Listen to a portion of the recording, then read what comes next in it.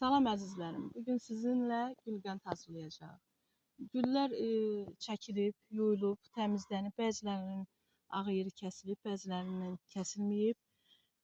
Gülqəndin hazırlamaqda məqsədimiz gül mürəbbəsinə yazılan yorumlara əsaslanır. Bu gül barədə çox yorum yazılıb.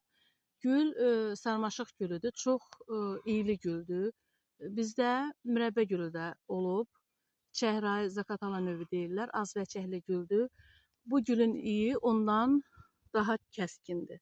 Mürəbbəsi də çox gözəl çıxır. Ləçəkləri çox incədir. 100 qram gülümüz yuyulub, təmizlənib. Biz ona 1 kilo pesoq tökürük. Pesoq tökdükdən sonra çay qaşığının ucunda biz ona limon duzu töküb, biz bunu ovmağa başlayırıq. Bundan gül suyu da düzəldirik, gülab da düzəldirilir. Gül suyu düzəldikdə, gül suyu nəyə istifadə olunur? Uşağın qızdırması olanda ya böyüyün qızdırması olanda 50 qram o gül suyundan içildikdə suya qatılıb qızdırma aşağı düşür.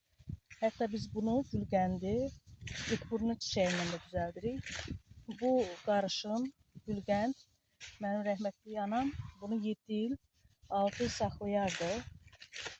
Hər dərdə dərman olur deyirlər 7 il qaldıqda. Çox gözəl olur, əfsuzlu olur. Biz bunu belə əzişdirib bankaya yıxdıqdan sonra onu 3 gün, 4 gün gülün dibində saxlayırıq. Bir tərəfinə gün vurmalıdır, bir tərəfinə kölgədə olmalıdır.